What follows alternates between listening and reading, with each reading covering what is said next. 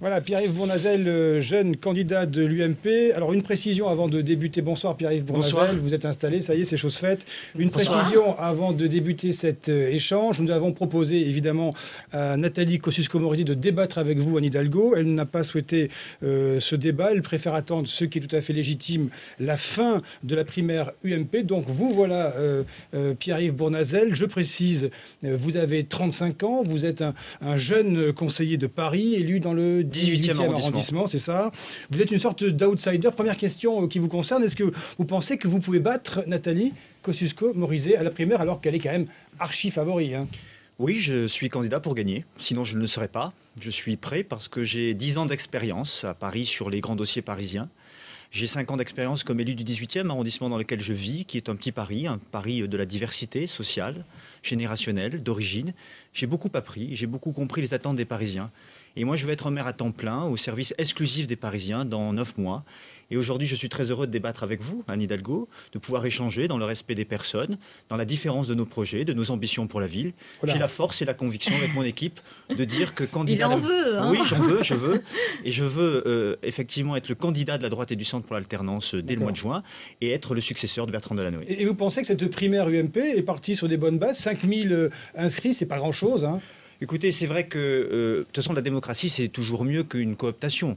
Donc moi, je suis assez favorable à cette primaire. Je souhaite qu'il y ait davantage de mobilisation des uns et des autres, et d'abord des candidats.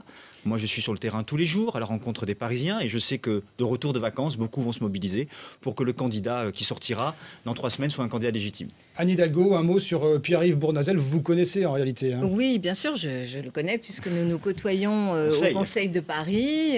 Voilà, c'est effectivement une personnalité politique montante de la droite parisienne. Moi, souvent, la question que je me pose, c'est vraiment pourquoi est-il vraiment de droite, quoi? Parce que quand je le vois sur un certain nombre de positions au Conseil de Paris, j'ai l'impression qu'il est quand même en décalage avec cette droite UMP parisienne. Par exemple, sur Autolib, sur les voies sur berge, il a plutôt accompagné nos projets, là où la droite parisienne est dans l'opposition. Et la dernière chose, peut-être par rapport à cette primaire, moi j'ai entendu Pierre-Yves Bournazel lui-même dire cette semaine que les dés étaient pipés parce que justement l'appareil UMP parisien a déjà choisi sa candidate. Donc est-ce que finalement vous n'êtes pas là pour être un peu le faire-valoir? Non, alors je vais vous répondre. D'abord, moi je ne suis pas un homme sectaire.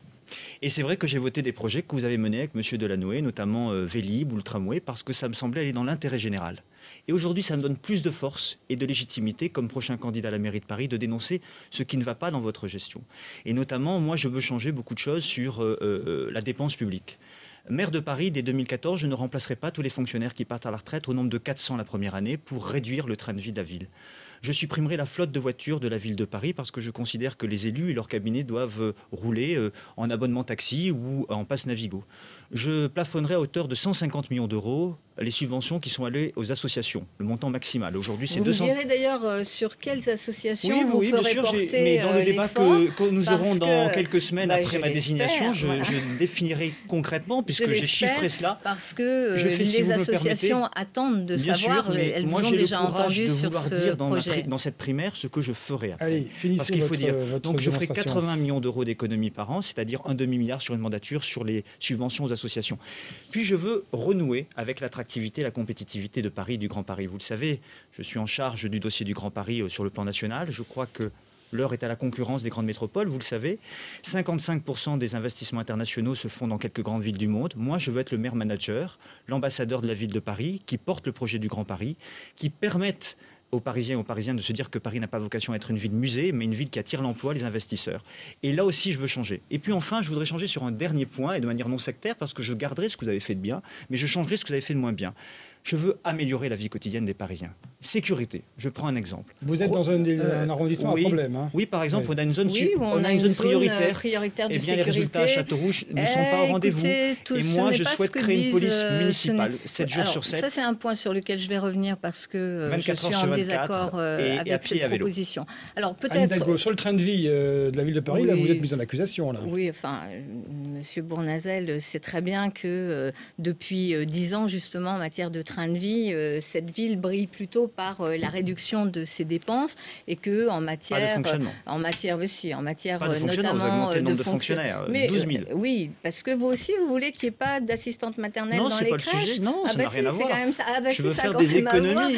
Eh oui, mais vous ne faites pas les économies en créant de nouveaux équipements, ou alors peut-être voulez-vous renouer avec ce qui avait été... Je veux par exemple privatiser la collecte des ordures ménagères, je veux faire des économies et des redéploiements d'effectifs. La gestion de M. Tibéri qui, lui, n'investissait pas. Moi, je ne regarde pas le passé, je regarde l'avenir. Oui, mais vous aurez quand même à rendre compte du passé, et notamment de celui de votre famille politique. Excusez-moi, Madame Hidalgo, mais le candidat du passé, éventuellement du passif, c'est vous. Ça fait 13 ans de gestion. Cette phrase-là, vous savez, c'est 13 ans de gestion elle a été déjà dite dans d'autres circonstances. Dans d'autres circonstances, et je ne pense pas que vous vous preniez à ce stade pour François Mitterrand. Non, je suis plus modeste. Voilà, je préfère. En ce qui concerne les propositions que vient de mettre sur la table Pierre-Yves Bournazel, d'abord, un constat de la situation. Paris est une ville très attractive.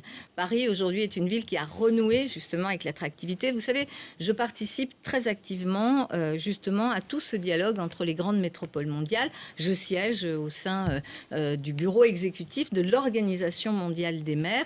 Et ce que je constate, c'est qu'aujourd'hui, Paris est une ville qui est regardée, une ville qui est copiée sur bon nombre de ses initiatives, est une ville aussi qui est devant, je le disais tout à l'heure, par exemple Londres, en matière de création de start-up et de dynamique économique. Donc, qu'on aille plus loin, oui. bien sûr, et l'idée n'est pas de s'arrêter dans cet élan qui a été donné depuis 2001 à notre ville. Un exemple. Non, je finis juste parce que vous avez proposé beaucoup de sujets. Sur un sujet, je voudrais y revenir, la question de la sécurité. Vous dites que vous êtes pour qu'il y ait une police municipale. Est-ce que vous pouvez me dire, Monsieur Bournazel, à combien se chiffrerait le coût de la création d'une police municipale à Paris? Est-ce que vous êtes en mesure, puisque vous m'annoncez des réductions budgétaires, de porter cet investissement, déjà si vous connaissez le chiffre probable de cet investissement, et est-ce que vous êtes sûr que l'efficacité en matière de lutte contre l'insécurité, les incivilités passerait par cela? Mais peut-être je vais vous répondre sur les deux points. D'abord sur l'attractivité économique. Moi, je suis pour l'extension des zones touristiques à Paris pour le commerce le dimanche. Et je l'avais proposé au Conseil de Paris en 2010. Vous l'aviez à l'époque refusé. Parce que pendant que Paris s'endort, Londres s'enrichit. Vous savez qu'aujourd'hui, il y a des petits malins qui ont... Vous voulez faire une ville 24 heures sur 24, c'est ça? Oui. 24 heures sur 24 dans tous les quartiers, 7 jours sur 7. Pas dans tous les quartiers, non. Alors il faudra nous dire lesquels. Alors laissez-moi juste vous expliquer, pour la clarté du débat. Je souhaite étendre ces zones touristiques parce qu'il y a aujourd'hui des petits malins qui ont inventé pour les touristes qui viennent à Paris la possibilité de partir le samedi soir ou le dimanche matin à Londres en Eurostar pour aller faire leurs courses, leurs achats, leur shopping. Moi, ça, je ne peux pas l'accepter. Et le maire-manager doit défendre l'intérêt de sa ville et l'investissement de sa ville. Y compris dans des quartiers très résidentiels où vous savez que la population... Et y compris au détriment d'un petit commerce. Non, pas du tout. Ce matin encore, qui me disait, vous savez, là, vous n'écoutez pas.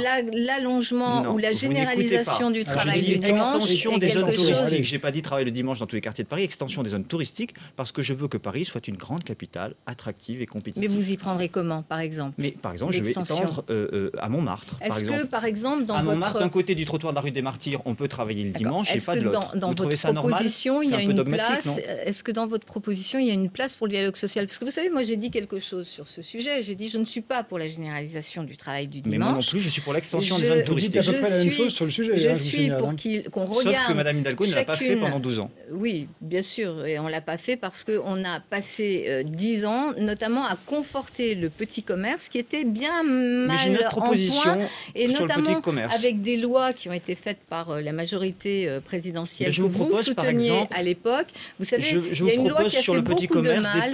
Il y a une loi qui a fait beaucoup de mal. Les plan local d'urbanisme pour protéger le commerce de bouche et le commerce culturel. C'est la compétence du maire, c'est pas suffisant. Mais c'est déjà fait, on a 260... Je pense à la disparition des commerces de bouche ou des BD. On a 260 km de rues commerçantes protégées, je m'en suis occupée il faut aller très beaucoup directement. Plus loin à Paris, on en a besoin. Donc M. Bournazel dit qu'il faut aller plus loin. Alors sur la sécurité, en prenant exemple sur M. Delanoë. Sur cette histoire d'extension d'ouverture le dimanche, vous prenez le quartier du Marais qui connaît un très grand succès parce que tout est à peu près ouvert. Est-ce qu'on ne pourrait pas imaginer effectivement d'autres quartiers choisies, privilégiées, qui seraient des zones ouvertes le dimanche et qui attireraient des touristes. Je ne suis pas pour la généralisation parce que je pense que ce qui fait aussi, je dirais, l'attrait de Paris, c'est que nous ne fonctionnons pas justement comme Londres ou comme d'autres capitales, que nous avons un tissu de commerce et de commerçants de proximité que nous avons maintenu. Avec le plan local d'urbanisme, 260 km de rues de commerce ont été protégées. Nous avons mis en place, vous ne le savez peut-être pas, nous avons mis en place une structure qui rachète des fonds de commerce et qui permet justement de réimplanter du commerce de proximité, notamment dans les quartiers où il y a une disparition de ceux-ci, notamment dans les commerces de bouche. Sous vos mandatures, on aura battu le record de disparition du petit commerce, notamment du commerce de bouche. Sûrement grâce à votre mentor, Monsieur Sarkozy. Mais je n'ai pas de mentor, vous savez. Ah, bah si, quand même, vous êtes dans un parti politique. Et vous savez, notamment une loi qui avait été faite par vous, que vous n'avez jamais remise en cause, qui a diminué justement la possibilité. Aujourd'hui, on ne pose plus la question aux maires pour l'ouverture des surfaces commerciales inférieures à 1000 mètres carrés. J'ai entendu votre argument, je veux vous répondre. Il y a quelques années, nous avions la possibilité d'intervenir, je précise pour les auditeurs et les téléspectateurs, nous avions la possibilité d'intervenir sur les surfaces de 300 mètres carrés, ce qui permettait de réguler. Il y a eu une loi de grande dérégulation qui a été portée par la droite. Est-ce qu'on peut revenir cette loi a été à l'origine de la destruction d'une partie du petit commerce. N'essayez pas d'opposer le petit commerce au développement économique et à la question de l'attractivité de la ville. Je crois qu'on peut avoir un vrai commerce de proximité, un vrai commerce respecté, protégé dans notre ville, et je souhaite le faire. Comment ? Avec les mesures que nous avons prises. Non, vous avez le pouvoir national. Demandez à vos amis législateurs de renforcer le pouvoir de préemption des maires pour protéger notamment dans les cadres de cession d'activité. Non, pour l'instant, ce n'est pas fait, le gouvernement ne l'a pas fait. C'est ce que nous avons demandé. Et vous-même, comme maire, Monsieur Delanoë, peut aussi renforcer le plan local d'urbanisme. Je souhaite, moi, que les Parisiens aussi peuvent aussi faire leurs courses le dimanche, parce qu'une ville vit 7 jours sur 7. Nous sommes à l'heure de la concurrence des grandes métropoles et nous devons nous développer, être pragmatiques et plein de bon sens et mettre fin au dogmatisme. Sur la question de la sécurité, puisque vous m'avez interpellé aussi sur la sécurité, je voudrais vous répondre. Oui, j'assume vouloir une police municipale à Paris. C'est une vieille question, je vais vous répondre, parce que je crois qu'aujourd'hui, il y a des problèmes d'insécurité très importants. Il n'y a rien de pire que ce qui se passe, par exemple, aujourd'hui à Châteaurouge, à la Goutte d'Or ou à Stalingrad. On a des quarts de CRS qui sont déployés et on continue le proxénétisme, le trafic de drogue, la vente illégale à la sauvette aux yeux et au su de la police nationale. Combien coûterait une police je souhaite par redéploiement d'effectifs, municipale, et notamment par le budget qui est alloué par la ville de Paris à la préfecture police, redéployer 300 millions d'euros. Oui, une partie, oui, bien sûr. Le redéployer sur la ville de Paris et un effectif sur la sécurité. Vous savez combien coûterait une police municipale? Ça a été chiffré en 1999. Vous qui avez augmenté le nombre de fonctionnaires de la ville de Paris de 12 000 en 12 ans, vous n'avez pas été capable de redéployer les effectifs sur la sécurité et avoir le courage de dire qu'aujourd'hui l'insécurité est un problème à Paris. Ça ne coûte pas 300 millions d'euros. Mais attendez, ça coûte pas loin de 2 milliards d'euros. Mais ça pas d'un coup. C'est progressif. Bah si. On recrute pas d'un coup. Donc on redéploie un certain nombre d'effectifs. Mais la différence, c'est que moi, je souhaite que cette police municipale soit dans tous les quartiers de Paris, à pied et à vélo 7 jours sur 7, pour assumer un rôle de prévention de la délinquance générale, alors qu'aujourd'hui la police nationale n'est pas capable de le faire. Et le maire de Paris doit être un coproducteur de la sécurité. Et M. Delanoë, malheureusement, ne l'a pas fait. Et a écarté cette politique. Anne Hidalgo, est-ce que la police nationale ne fait pas son travail dans le 18e arrondissement de Paris? Vous savez, moi, je regrette qu'à l'époque de Nicolas Sarkozy, on ait perdu 400 policiers à Paris. 400 policiers qui ont été vous avez recruté de 12 000 le nombre de fonctionnaires, il ne fallait pas vous gêner pour les mettre sur la police municipale. Qui ont été écartés et qui ne sont plus à Paris. Aujourd'hui, d'ailleurs, le gouvernement est en train de recruter, d'ailleurs, ces fonctionnaires, ces futurs fonctionnaires sont aujourd'hui en formation dans les rues. Ensuite, ce que nous avons fait avec le maire de Paris, nous avons un budget alloué par la ville d'environ 300 millions d'euros par an à la préfecture de police, qui permet justement d'avoir cette politique de coproduction, et nous mettons en place ce qui est notre rôle à nous, tout le travail de prévention. Et nous avons travaillé, nous travaillons avec Manuel Valls et je crois que cette méthode est efficace. Non, elle n'est pas efficace. Justement, demandez aux habitants sur le terrain. Cette méthode va pouvoir rendre des effets sans doute beaucoup plus efficaces que ce que vous aviez prôné avec... Arrêtez de me renvoyer dans le passé. Moi, je n'ai jamais géré le pays ni la ville de Paris. Parce que vous nous avez souvent quand même interpellés au Conseil de Paris. Vous nous avez souvent interpellés au Conseil de Paris sur les questions de sécurité. À l'époque où les 400 emplois étaient supprimés, je ne vous ai pas entendu, là, pour le coup, protester contre la suppression de ces 400 emplois. Est-ce que je peux dire un mot? Et donc, juste je termine. Oui, mais je voudrais dire un mot là-dessus parce que c'est une différence. Sur la police et sur la sécurité, je pense que pour Paris, ce qu'il faut, c'est continuer à travailler dans cette coproduction, avoir effectivement des fonctionnaires qui travaillent, nos fonctionnaires qui travaillent en lien avec la préfecture de police dans la coproduction. Notamment, je crois beaucoup aux contrats locaux de sécurité. Quand les maires d'arrondissement jouent le jeu, ça marche. Et je crois aussi aux zones de sécurité comme celle de Châteaurouge ou de Stalingrad sur laquelle nous travaillons. C'est que moi, je n'agis pas par sectarisme, je considère que l'intérêt des Parisiens est toujours primordial. Et je ne vous ai pas beaucoup entendu, au conseil d'arrondissement, sur les 400 policiers supprimés. Mais vous vous trompez. Il y a eu un vœu au conseil d'arrondissement du 18e. Oui. Eh bien, ce vœu, je l'ai voté. Oui, d'accord. Et je l'ai voté pour dire quoi? Je défends d'abord l'intérêt des habitants et des Parisiens avant de défendre mon parti politique. Et vous l'avez défendu au conseil de Paris? Sur les rythmes scolaires, Madame Hidalgo. Vous avez fait le contraire. Vous avez été la seule ville de Paris à accepter la réforme des rythmes scolaires, alors que Madame Aubry et Monsieur Collomb, qui sont vos collègues à Lille et à Lyon, ont le courage de défendre d'abord l'intérêt des habitants contre une réforme précipitée. Et au fond, M. Delanoë a dit l'intérêt des Parisiens passera avant mon intérêt, c'est-à-dire l'intérêt du Parti socialiste et du gouvernement qui souhaitait qu'il y ait une ville qui expérimente la réforme des scolaires. Vous aviez bien démarré. Ça vous gêne ce sujet. Vous savez très bien que les parents d'élèves sont mécontents, quel que soit leur quartier et leurs conditions sociales. Vous savez très bien que cette réforme va coûter plus de 60 millions d'euros aux Parisiens parce qu'elle a été impréparée et que là, vous n'avez pas fait preuve d'intérêt général. Alors, justement, si, voilà. Et je vais vous dire, moi, j'ai 3 enfants et je sais ce qu'ils ont vécu aussi comme rythme scolaire qui, en se levant aussi le mercredi matin, puisque 30 000 petits Parisiens vont dans les centres de loisirs. On ne passe pas en force et je crois que rendez-vous à la rentrée. Voilà, rendez-vous à la rentrée scolaire, Monsieur Bournazel. Et je pense que là, vous verrez, nous sommes soutenus par beaucoup de Parisiens. C'est pas ce que j'ai constaté. Nous agissons dans l'intérêt des enfants et faire en sorte que les petits Parisiens puissent profiter d'un temps scolaire allégé, mais en même temps de tout ce que la capitale offre. Mais il n'y a pas de précipitation. Si, il y a la précipitation, on y travaille et on y travaille très sérieusement. Mais je pense que l'intérêt des Parisiens, et en l'occurrence des petits Parisiens, c'est ce qui nous a motivés, ce qui nous a guidés et qui continuera à nous guider. Il nous reste 2 minutes, pas plus. Je voudrais vous poser une question à tous les deux. Est-ce qu'il faut, comme à Londres, un système de péage automobile pour la ville de Paris? Non, moi je suis totalement opposée à un système de péage dans le cœur de ville, dans Paris. Et vous voulez faire payer les poids lourds? Je veux qu'il y ait à l'agglomération, donc dans la zone dense, dans l'entrée de l'agglomération, que l'on puisse limiter, bien sûr, l'entrée des camions qui n'ont pas besoin de rentrer. Et il faut travailler, bien sûr, avec toute la chaîne. Mais qu'est-ce que ce serait, un péage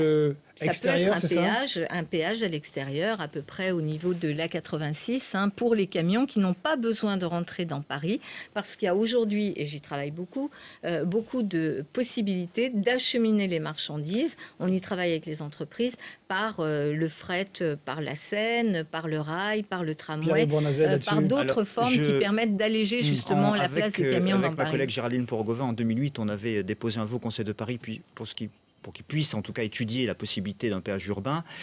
Et moi, je ne suis pas favorable à un système de péage urbain, mais plutôt un système d'écopass qui favorise, comme à Milan, les véhicules les moins polluants et les véhicules à destination économique. S'il reste peu de temps, je voudrais vous dire, Anne Hidalgo, je vous respecte. Je vous respecte parce que vous êtes la candidate de la gauche. Et je ne dirais pas dans cette élection désignée candidat à la mairie de Paris que vous êtes une héritière. Parce que ce n'est pas respecté. Je me sens merci, mais je me sens héritière d'un bilan et d'une expérience. Je veux vous dire que je pense que votre majorité est à bout de souffle. Je veux vous dire que je pense que vous êtes usé aujourd'hui. Et que ce que vous avez fait... Non, mais attention, vous et votre majorité... la petite phrase fatiguée, usée... Non, votre majorité... Mais je ne parle pas des personnes. Mais laissez-moi juste dire ce que je veux exprimer. Oui. Je veux dire qu'au fond, au bout de 12 ans, un prochain maire de Paris doit garder ce que vous avez fait de bien, dans l'intérêt des Parisiens, dans l'intérêt général. Je garderai Vélib. je garderai le tramway, je garderai Nuit Blanche et même Paris-Plage. Ça me donne aujourd'hui de la force et de la légitimité de dire que pendant 6 ans, comme maire de Paris à temps plein, je changerai ce qui ne va pas, notamment en matière de logement, d'accès au transport et notamment au métro, en matière de sécurité, en matière d'attractivité et de compétitivité de la ville, mais aussi, si vous le voulez bien, pour favoriser l'emploi dans Paris, être un maire manager au service du développement économique. Allez, le mot de la fin. Écoutez, le mot de la fin, Monsieur Pierre-Yves Bournazel, quelqu'un que je respecte aussi, c'est un élu parisien et il a effectivement fait des choix courageux, y compris en étant dans un arrondissement de mission. Moi, écoutez, je suis là pour être la future maire de Paris. Moi aussi. Je veux, sans sectarisme aucun, et je crois que je l'ai prouvé pendant ces dernières années, travailler pour l'intérêt des Parisiens. Et justement, j'ai la chance d'avoir autour de moi un rassemblement très large de Parisiens, de Parisiennes, de personnalités qui viennent du monde, de ma famille politique, mais aussi du monde citoyen. Je veux un projet citoyen pour Paris et un projet, je veux être la maire qui incarne... un projet concret pour Paris, au service des Parisiens pour l'alternance. Être la maire qui incarne justement les Parisiens auront à choisir avec aussi 20 ans avec dynamique vous ou 6 ans avec moi et mon équipe. Merci écoutez, à vous. 20 ans avec nous, je crois que ça leur a pas fait 20 ans tant de avec mal vous, que 6 ça. ans avec moi et mon équipe. Je crois que ça leur a pas Merci fait à vous. tant de mal que ça. Pierre-Yves Bournazel, d'être venu débattre ici même avec Anne Hidalgo. On vous souhaite une bonne primaire à l'UMP. Dans un instant, il se serre la main. Merci à vous deux. Dans un instant, l'after RMC avec Éric Brunet. À tout de suite.